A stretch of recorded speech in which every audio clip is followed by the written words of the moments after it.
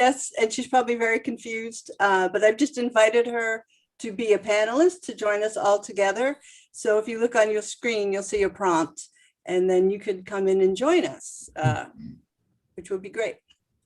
So I'm very briefly just going to say a few words of introduction about tonight's speaker, Jay Calderin, who I'm happy to call a friend of the Atheneum. So I can't remember what year you were here, but I don't know, I want to say it was 2016, maybe? Could be, yeah. Yeah. So Jay happily is coming back in 2021. He's doing a series of classes for adults and teens, and he's doing 2 fashion-related talks tonight's, and then a second one in August on the 18th at 6 o'clock. And it's a conversation, is the 9 keys to navigating a career in fashion, I believe is what we're calling it, which is also the name of a book that you wrote. So, so if you know someone or you yourself are interested in working in the fashion industry, I encourage you to join us. And so Jay is co-director of education, director of community relations, and an instructor at the School of Fashion Design in Boston. His work as a fashion designer has graced the pages of Vogue and Elle magazines, as well as the New York Times Sunday Style section, and been acquired by the Peabody Essex Museum to be exhibited in their fashion and design gallery. And something we've never talked about, but you founded Boston Fashion Week and you are still the executive director. So I don't know how you have time to do things for us, but we're glad you're here and welcome. Thank you so much. Thank you, Amy and Janet. I really appreciate the opportunity to speak to the Atheneum's audience. As you heard, I've been in the industry for a very long time. I actually started when I was a teenager, and I'm very passionate about it still. So it's been a long time. And this is a very unusual time in the fashion industry.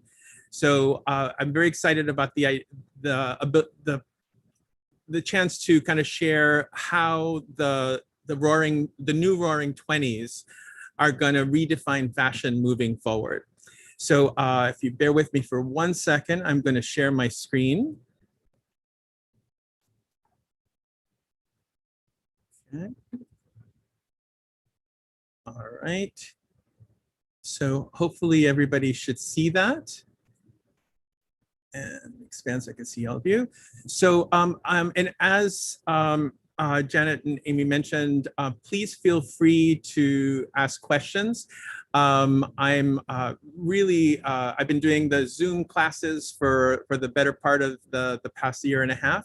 And I always find it's really exciting and interesting to have students ask questions as we go along, because sometimes it takes us on some fun sort of tangents.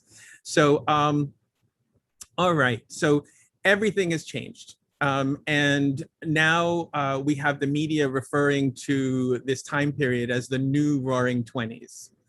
I spent some time thinking about what that means to the fashion industry in my capacity as a fashion professional, as a teacher, and as a consumer. But the important thing to remember is that it's still early days in these 2020s. But I did some research that helped me start to tackle this the question, will we return to fashion as usual? Here you see, again, a picture from the 20s that very much mimics today, and then a present day sort of counterpart. So this question is, it does have an easy answer. The easy answer to this question is no, because, and we want to remember that that's actually a good thing. Fashion by definition is about change. So fashion is always looking for the next new thing, the shiny new thing that we can kind of tap into. This picture from the 20s, from a 20s artist, Tamara de Lampica, it's one of my favorite images. I teach fashion history, and this is like one of my starting images because it really sets the tone for this era. I find it such a powerful image, a woman at the wheel of a car, moving forward towards change. And it really speaks to, again, that energy and how we, at least I think, how we should face change head on. And that's something in the fashion industry that we need to do on a regular basis to keep it fresh. So in the spirit of change, I believe we all need to start reconnecting with fashion, but in a new way. And at the heart of that, I think it's important to engage fashion with intention.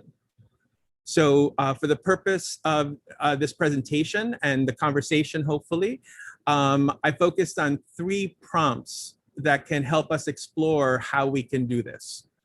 So I broke it down into culture, creativity, and comfort, because those are kind of the conversation starters that I've found most people want to address when it comes to moving forward with fashion during this time period.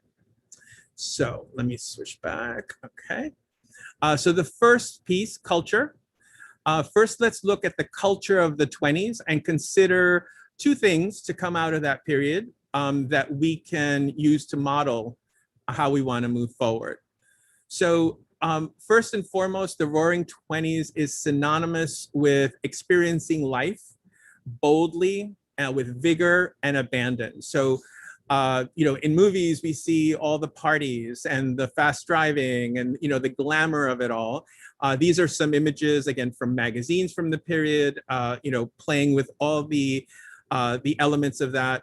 And I just wanted to make a couple of points about the women of this era, because they really transformed the lifestyle of a woman in a really bold way, and some really novel things, bobbing their hair, even makeup was kind of a new thing in terms of it being accepted socially. And even more outrageous during this time was like putting on makeup in person. I mean, I'm sorry, in public, and smoking. And women would, as you can see in this picture, add a cigarette holder to make it even more obvious that they were smoking. So again, it was very sort of, again, very bold and very forward and unapologetic. So there was that really great energy to it. So it's easy to get excited about the comparisons and thinking that we're going to be moving into this new age of this type of glamour. So here you see a couple of other images that kind of capture it. And also the focus, for the most part, is really on the nightlife as well. When it comes to daytime, it was also a new time for women to be outdoors, to be athletic, to play sports, and just to be engaged with life and all it has to offer. Now, part of that, of the excitement of that era is the introduction of this new woman, the flapper. Now, we think of the flapper today as a look, but we want to kind of expand that definition a little bit and think of her as being this inspiration. These women who, again, became these symbols of inspiration and were in many ways served as an invitation to women to fully express themselves. And every generation has those kinds of symbols. And let's go through here. We have Josephine Baker. And again, and the idea of the energy of this, she is dancing here. One of the biggest dance crazes was the Charleston, which was incredibly energetic and playful. And a little side note about this, because it's really interesting. This is a dress that features fringe. And one of the things that always surprises my fashion history students is that fringe was not the most common embellishment to dresses. It was actually used very, very rarely. And our modern perception of the fringe dress actually comes from the 50s and the 60s, when they made movies about the 20s and they had better fringe. So again, all these kind of fun details about this, because they felt that this really captured the energy of the flapper. And again, here with the dancing. And this is another favorite image depicting the flapper, because the idea of the butterfly being the social butterfly. going from spot to spot throughout a party or going from event to event. Again, really captured the glamour and excitement of that lifestyle. Here are some fashions from the period. And an important thing to note is that we've lost the traditional corset. And we're talking about comfort. Not quite the sweatpants of today, but this idea of the shape being easy to wear and giving you freedom of mobility. And then I just wanted to pick, just to kind of bring it into the current day, I picked a couple of the women that inspire me, that I think are kind of the future of the next generation, that's going to inspire the next generation. We have Emma Watson, Michelle Obama, AOC, and Beyonce. So again, all in different areas. And of course, we have sports figures and scientists and people in technology. So all of this speaks to the new woman of this particular era. Oh, one more, sorry, Malala. And I wanted to speak to this also, this idea of all these figures now being recognized by magazines like Vogue, again, for their influence. So it used to be that it was only models on covers, then it became sort of celebrities, performers, and now it's these women who are innovating and influencing in other ways, that affect our lives. Okay. Now, the next, the other piece of this that I wanted to explore was in the 20s, the introduction of a new Renaissance, the Harlem Renaissance. Now, the Harlem Renaissance was this intellectual and cultural revival of African-American music, dance, art, fashion, literature, theater, and politics. And I'm sure you've already seen that we're starting to see that happen again today. These are, again, a few images from the period. And the Cotton Club being kind of a hotspot for this incredible lifestyle. And a lot of this, when we think of this period, we think of definitely the influence of music and how it brought different communities together. Now, a current part of the current movement in our new Renaissance is Afrofuturism. I'm a big sci-fi aficionado, so I love the idea that this science and technology are blending not just with culture but with fashion. So there are all these incredible interpretations available now that you can see fashion shows and editorial spreads all online. And these are just a few examples. And the key to all this is, again, self-expression. And also tapping into culture, into your particular culture, and expressing that. So here are a few examples.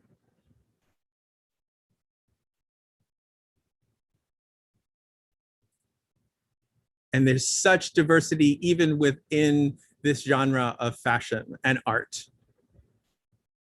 All right, so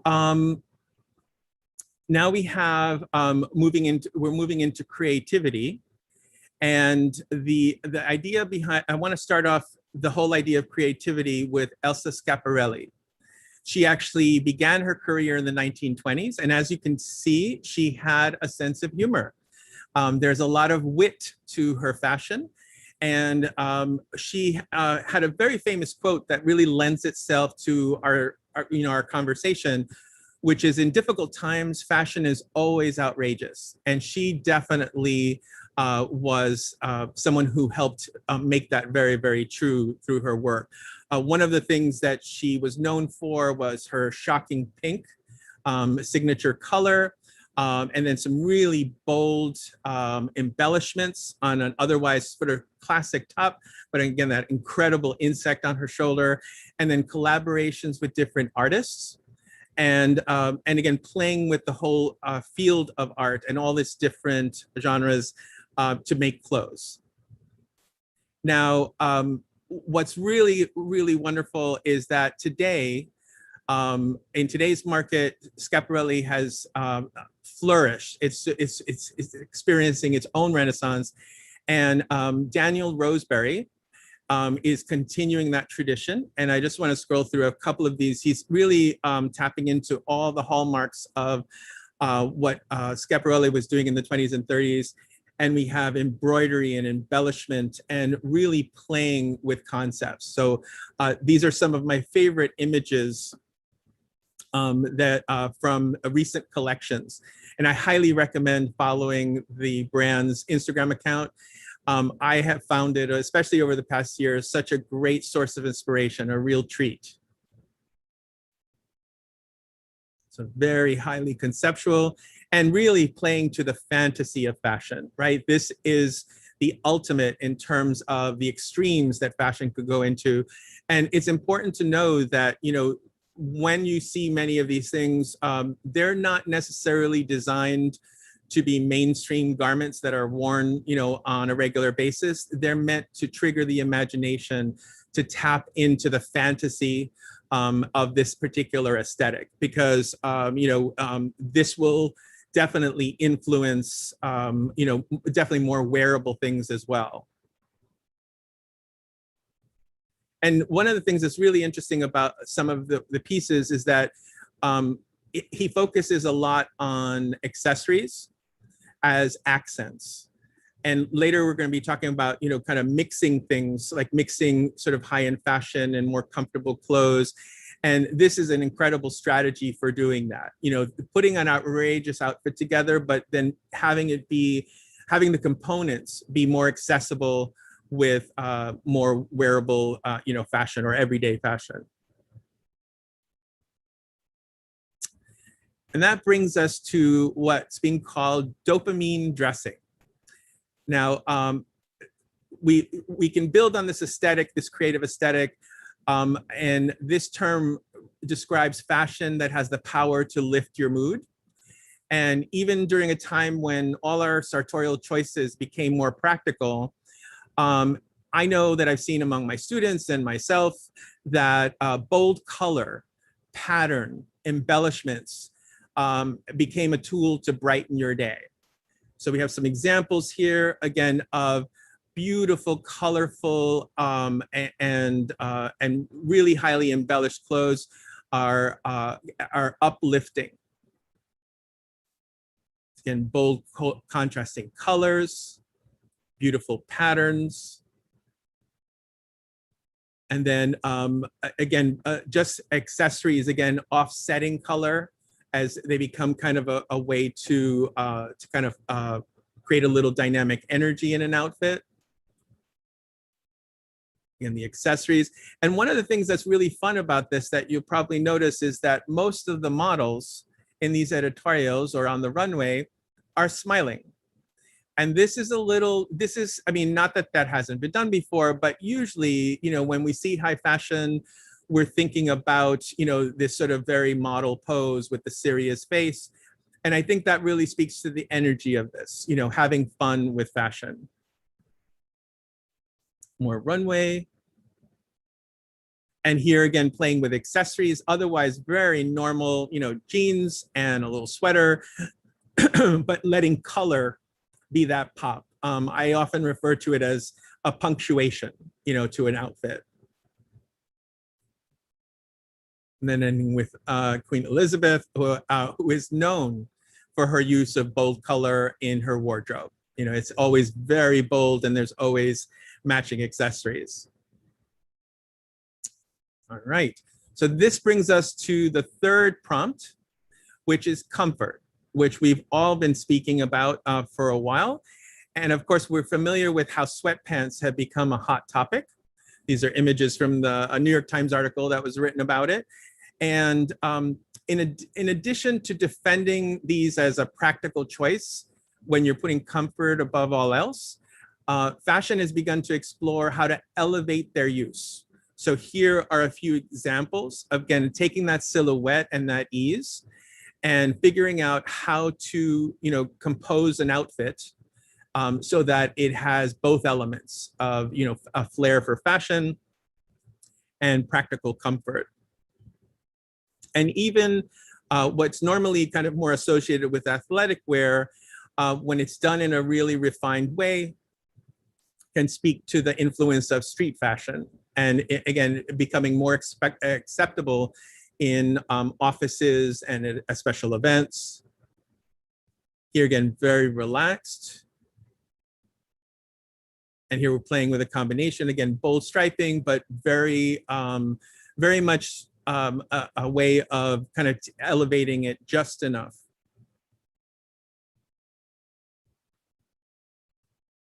Right. So as part of this movement, for comfort, we want to remember that comfort also means not just physical comfort, but psychological comfort. So you want, ease of a garment, but also peace of mind. And Amy actually introduced me to this. She brought to my attention this great article in the New York Times about a recent trip to the G7 summit by the president and the first lady. And they were really able to, their clothing choices, able to make meaningful statements through their visit.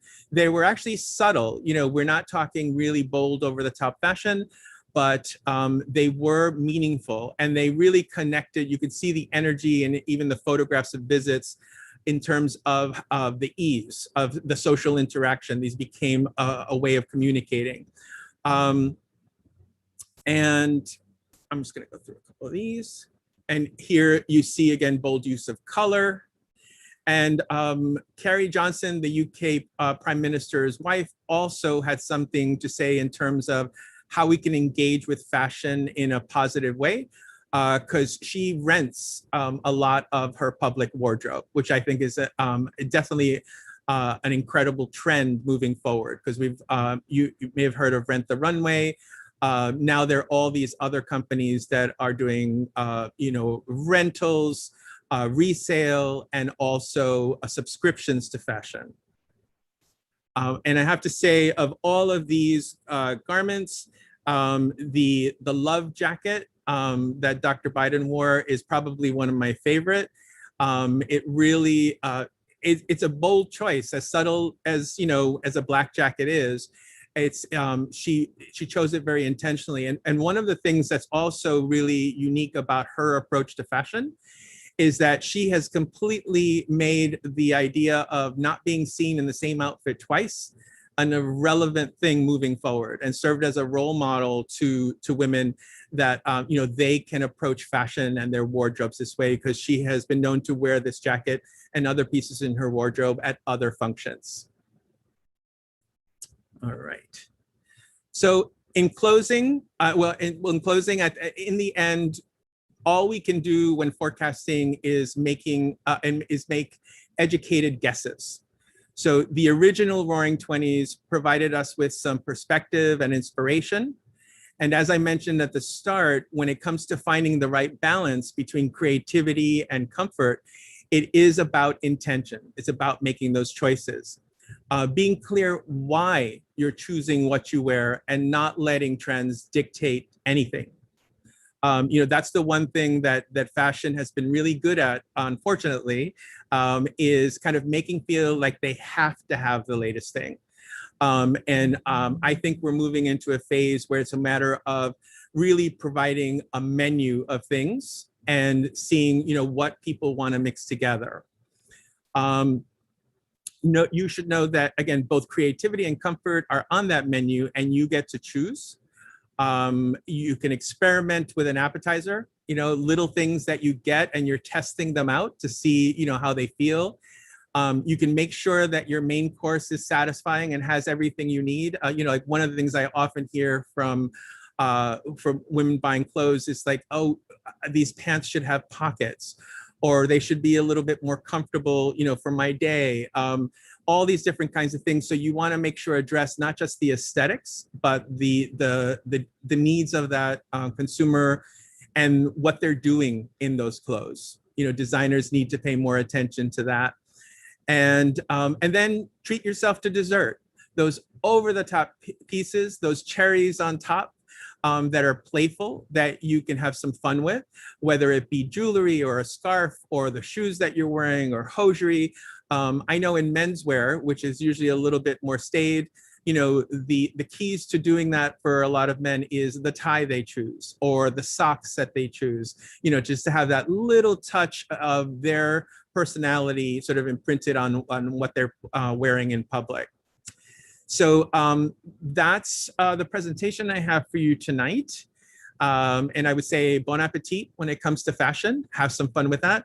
And I'm hoping that each of the points we covered will serve as prompts for some great questions. And I look forward to answering any questions you have. I have one, so I'll start. Okay. I'm wondering if as we get more out into the world and doing things, everybody's saying we're so used to hanging out at home in our sweatpants, that's what's going to be the new normal. But I know for myself, I'm excited to get dressed up because I haven't for so long. And I'm going to this crazy birthday party on Saturday for a 90-year-old. And the invitation says ball gowns, formal wear, all this stuff. There's a harp and a violin, and it's going to be nuts. And then last week I had to go to an event where I actually got to wear a dress and high heels. And I just felt so good. And so my question is, I'm wondering if you feel like there's going to be like a renewed interest in fashion and in clothes, or do you subscribe to the idea that we're all now going to be in athleisure wear?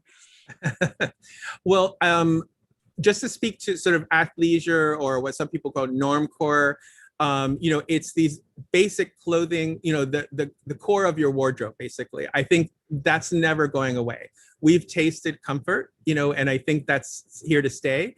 But like I said, it's really going to be about being strategic, having some fun with it. And, like when the invitation says ball gown as an option for a birthday party, I think that's an amazing thing. I would be excited to get that invitation and say, okay, I'm not going to go that bold, but, that's an invitation to have some fun. Right. And to play. So, whereas I know I'm fairly simple in my clothing choices, but even over the past year, I haven't bought clothes per se, but I have bought accessories. Like I bought in the middle of summer, I bought a couple of scarves that were gorgeous fabrics, they're beautiful prints and things like that. And I feel more confident, whereas I might have chosen not to add that flourish to my outfit before. I'm excited about doing that. Like you said, about saying, oh, okay, I can think about this, I can add this. And I think it's going to embolden some people to play, and to have some fun with it, which in the end is what fashion is about. Because, most of us don't need another garment for the rest of our lives. Right. We could probably make do. But that's the fun of it. That's why we engage with fashion just the way we do with food. So. I like that. And it makes me think, this might be too much information, but I just got these crazy sandals from UGG that they're all furry. Yes. And I love them. And they're over the top and outrageous, and they're not anything I might normally have gotten, but I love them. And it's funny because those are the accents that start conversations. You know what I mean? That when you're out and about, people are going to notice that little accent. Because, we saw a lot of examples of the Schiaparelli gowns and things like that, way over the top. But just thinking about, again, this one little detail that the reference I used before, punctuation, get your core comfortable, make sure you're in that good space where you feel like you. But then have some fun, add the details, and I think we want to have that part of our closet, that speaks to our personality, what colors we like, the fuzziness of a shoe, that kind of thing. Yeah. I think that's like I say to students, in the fashion industry, most big brands, one of the big sort of cash cows, so to speak, are the accessories. as well as the scent and things like that. So they bring in usually much more money than any clothing does, because they're flexible. You know, you don't have to worry about sizes necessarily, but more importantly, they're a gateway. You know, they're this entrance. So for instance, you could be wearing a t-shirt and jeans, but if you've saved up and invested for a little Chanel bag, you're wearing Chanel. Like that outfit is Chanel because it has that little punctuation. So you can do that with Afrofuturism. You can do it with Chanel. You can do it with anything. Right. And there's also this. I was reading throughout my research about this new in regards to the dopamine dressing. It also applies to sort of outdoor wear. You know, having the coolest, latest technology for, you know, a hiking jacket or running clothes or whatever it is.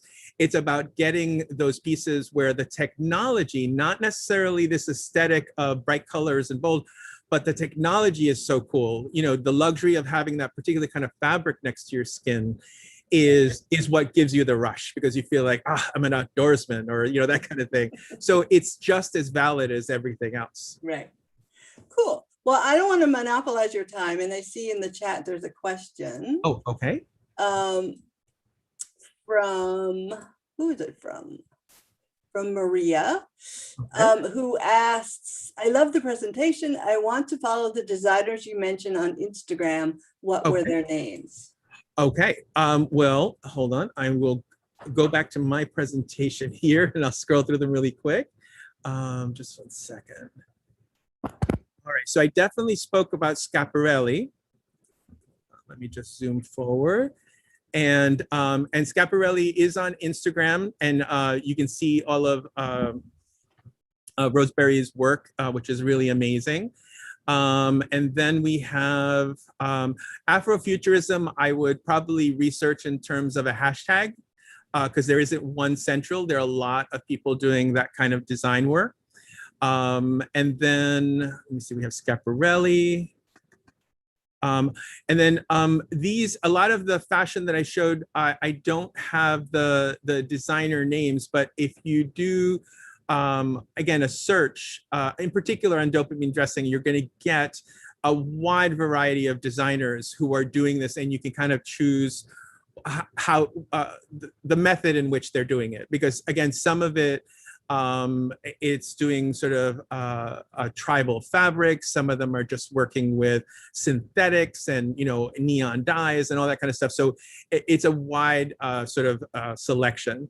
And then, let me see, did I do any others?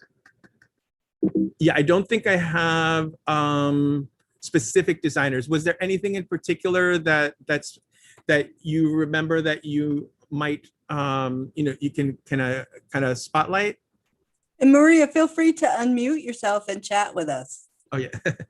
Well, dopamine design is fashion that has a psychological and sometimes physiological effect on you. So I can compare it to rainy days.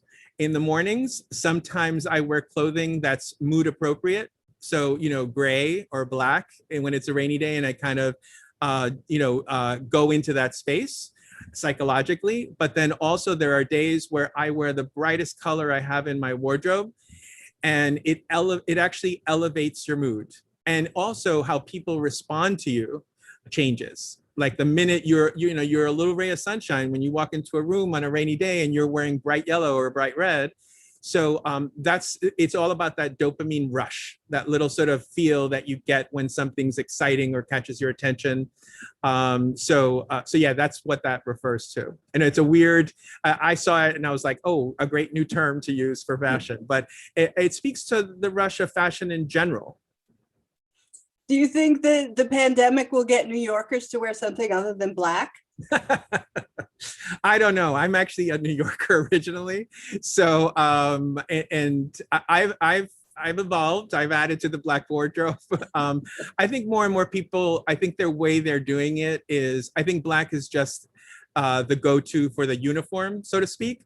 But I think a lot of people have started to embrace color. Yeah. It's funny because even my students, when they start designing, they want to do everything in black.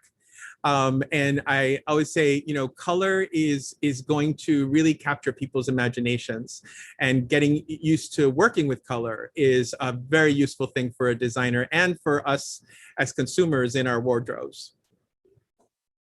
Well, I remember going to New York a couple times, and I am not an over-the-top dresser, but I had color of something, and people just looked at me like they were very startled. So let's see, we have some questions in the Q&A. Vicky makes the comment that scents appeared to be much lighter than pre-COVID. Do you say it again? Do you have a sense of that? Can you say it again? Oh, sorry. So Vicky made the observation that scents, like perfume, appear to be much lighter than pre-COVID. Well, it's funny. I'm actually really sensitive to scents. And I think part of it is, again, part of that self-expression. And I think people are kind of doubling down. So like really going heavy, and again, the choices that they're using. I'm not necessarily a great authority on scent, mainly because, I wear what my grandpa wore. I wear Old Spice.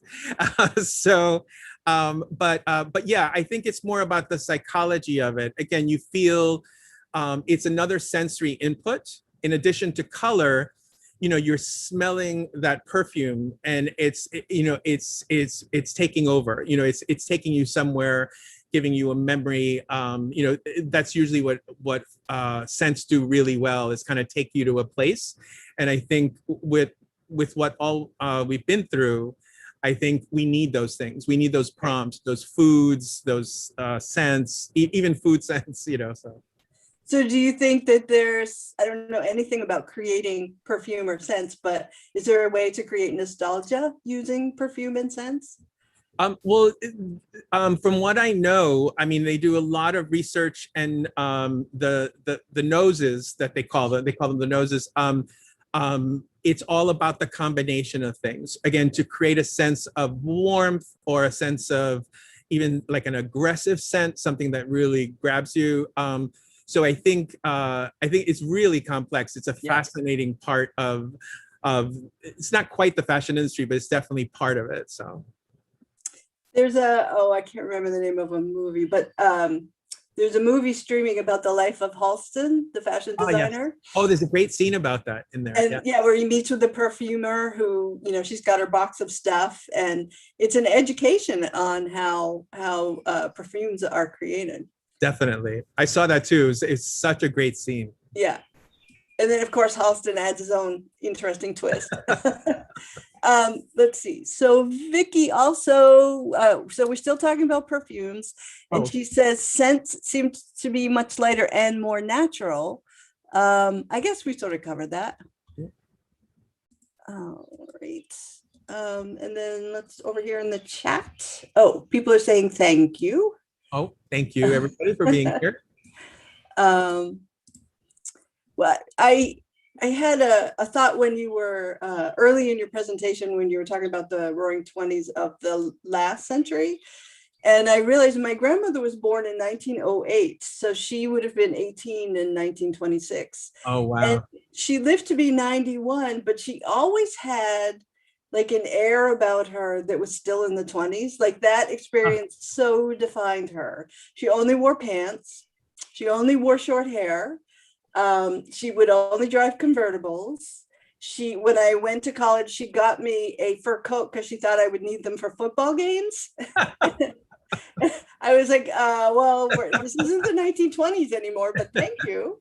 I mean, she smoked. She started smoking when she was 16, and she smoked until she was 90. And that was just like big red fingernails, and the flapper look with the long pearl necklaces, and she'd wear headbands, but that was like, that just so defined her for the rest of her life. And I'm curious, this is a stretch, but I'm wondering if like the experience of the last year and a half on kids, coming of age now, how that will carry through in the decades to come. Yeah, I thought about that as well, thinking about my nephews and nieces, and, and I think when it comes to at least the fashion side of it, or the expression side of it, I think they are they're just going to have a whole new take on it. You know, I mean, I don't know if they're necessarily going to be sort of carrying on what went through, you know, what happened over the past year and a half. You know, in terms of wardrobes, I don't think it's going to be about sweats and things like that. But I think it's almost like a gap year, you know, in a lot of kids' lives where, okay, that's done, you know, hopefully when it is done, and let's invent something. You know, I think it almost gives you agency to say, I'm going to start fresh. You know, a lot of people are looking at that at this period in time for all things, where we can kind of take stock, kind of like we talked about with fashion, you know, and take stock in terms of the prompts, and say, I'm going to do something new. You know, I'm going to try something new. I'm going to experiment. So hopefully that's the positive side of, you know, moving forward after all this.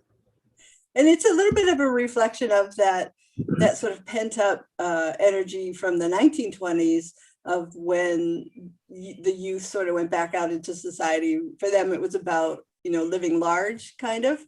But I'm just curious to see like what happens next. Right. Well, it's funny because it is really cyclical. You know, the 20s kind of repeated themselves during the 60s with Youthquake, you know, and even the fashions changed again. I mean, fashions change in the same way, like women cutting their hair short, straight little silhouettes. So it was a different kind of rebellion, but it's funny how the fashion kind of, the aesthetics and the boundaries of the fashion and what they meant kind of were relevant to them during that period as well. Right. So would you say that it's more the demographics of youth that drive style and fashion and not so much the magazines and the designers, or are they two separate things? I think the machine of the industry, like magazines and even social media, is definitely the platform, but I think it is youth definitely plays a major role in refocusing or redirecting.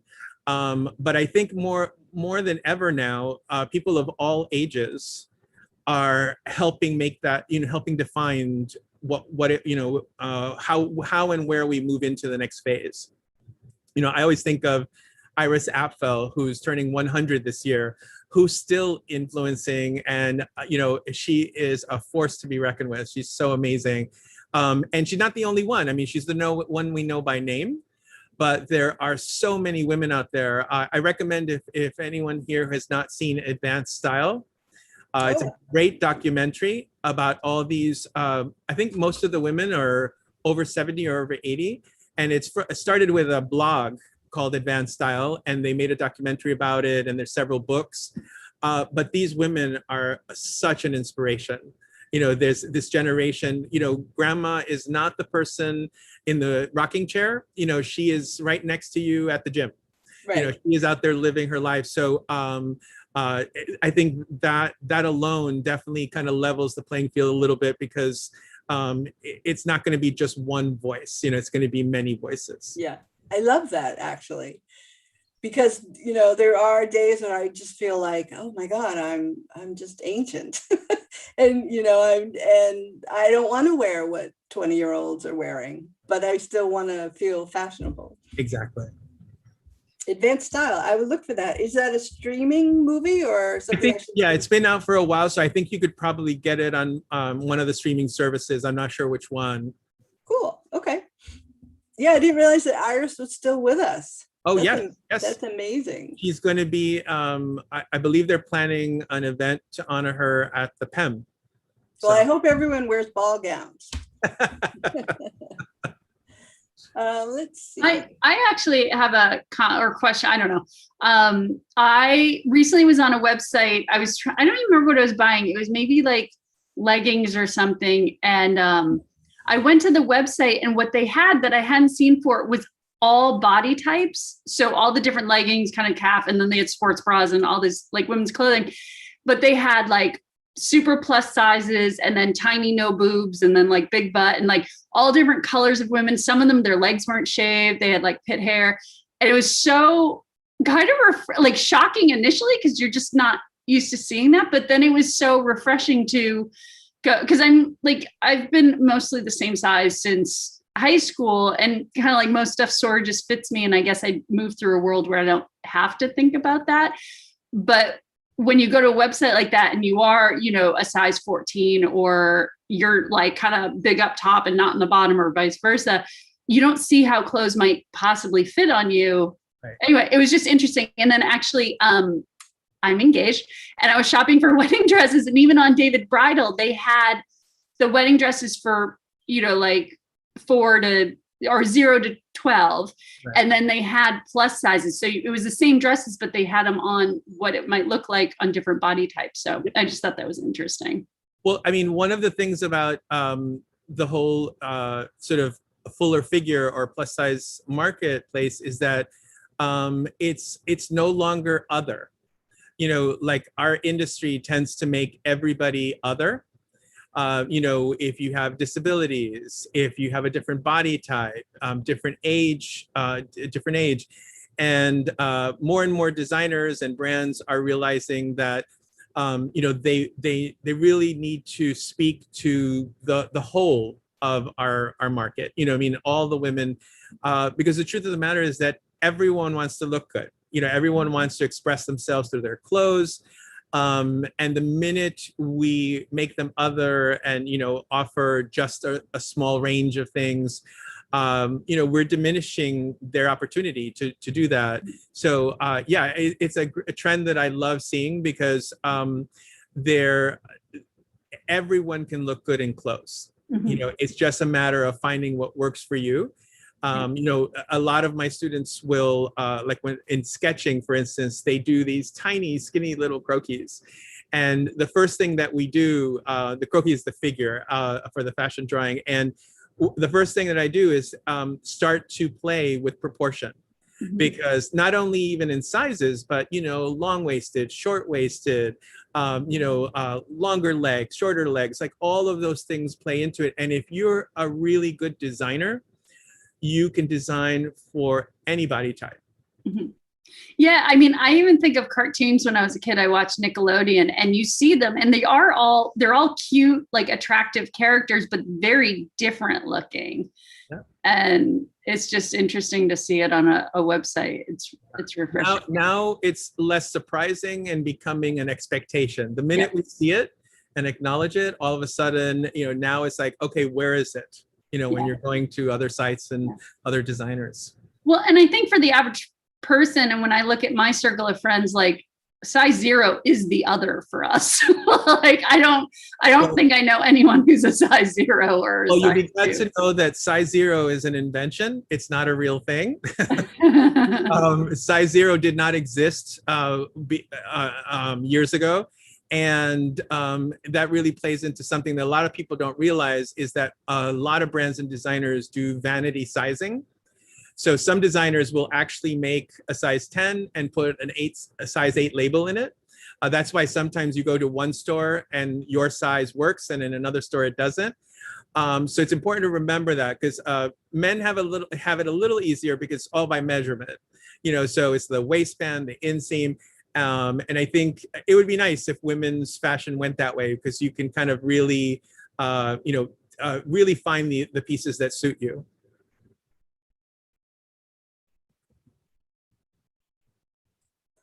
I don't know.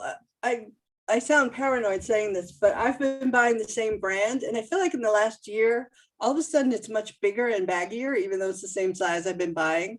I feel like they're messing with the formula. Like they're making it bigger, but not telling you. They're accommodating for the COVID-15 ungained.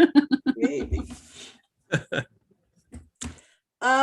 Well, do you have any final comments for us? I think we've burned through the questions. All I would say is that you're in charge. Don't let designers or influencers or the media tell you what's beautiful or what suits you. You make that choice for yourself and have fun, because fashion is not a necessity. Clothing is, but fashion isn't. Fashion should be something that you can play with. I love it. Thank you so much. Sure. Thank you.